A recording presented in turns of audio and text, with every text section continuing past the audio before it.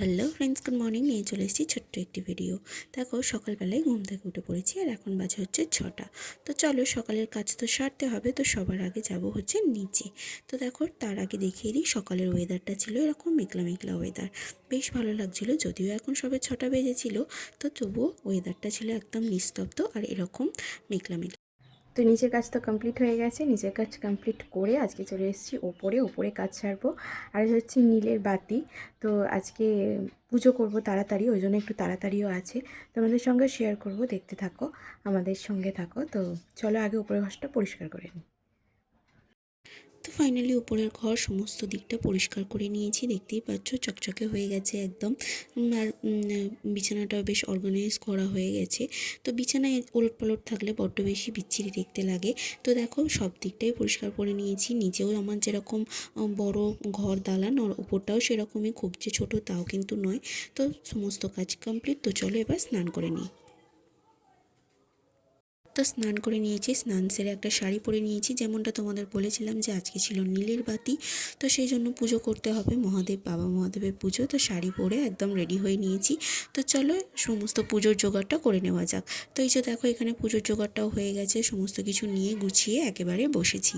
তো এবারে মহাদেবকে স্নান করানোর পালা। তো ঘি, মধু, তারপর চন্দন, এ সমস্ত দিয়েই মহাদেবকে ভালো করে স্নান করাতে হবে। তো তোমরা তো সবাই জানো, যারা যারা করেছো সবাই জানো। আমি এই উপোসটা মানে প্রপারলি যে উপোস করে সেরকম উপোস আমি করি না, কিন্তু তাও মহাদেবকে যেহেতু বাড়িতে আছে, সেহেতু একটুখানি স্নান করিয়ে ভালো করে আমি পুজো করিয়ে দিয়েছি। শুনেছি নীলের বাতি যারা করে তারা হচ্ছে সন্তানের মঙ্গল কামনার জন্য করে। তো আমি তো এখনও সেই পর্যায়ে পৌঁছোইনি, কিন্তু যাই হোক, পরিবারের ভালোর জন্য বা মানে সুস্থ সন্তান লাভের জন্য তো এগুলো আমি করেছি। তো যাই হোক, যখন ফল পাবো তখন নিশ্চয়ই আমি আবার এই উপোসটা ভালো করে প্রপারভাবে যেরকমভাবে করে আমার মায়েরা দেখেছি, তো সেইভাবে করেই করব। তো যাই হোক, আমার পুজো কমপ্লিট হয়ে গেছে, দেখতেই পাচ্ছ। তো এবার যেতে হবে নিচে। চলে এসেছি নিচে, কারণ কি আজকে খাবো আমরা নিরামিষই। কোনো রকম আঁশ খাবো না, মাছ মাংস খাবো না, সেই জন্যই নিরামিষই রান্না করতে চলে এসেছি। তো রান্না অলমোস্ট আমি বসিয়ে দিয়েছি। এখানে পটল ভেজেছি, তারপর হচ্ছে বেগুন ভেজেছি, করেছি হচ্ছে একদম এরকম সাদা সাদা পোস্ত। এটা খেতে ভীষণ ভীষণ ভালো লাগে, পোস্তর তরকারিটা। তো রান্না হয়ে গেছে, এবার চলে যাব উপরে। বাপি এসেছিল। তো মা বাপি এসেছিল কারণ হচ্ছে পয়লা বৈশাখ সামনেই, তোমরা সকলেই জানো।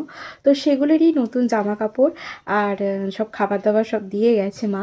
তো এখানে আমার একটা ড্রেস দিয়েছে, আর আমার বড়বাবুর একটা ড্রেস দিয়ে গেছে পয়লা বৈশাখের জন্য, সেই জন্যই এসেছিল।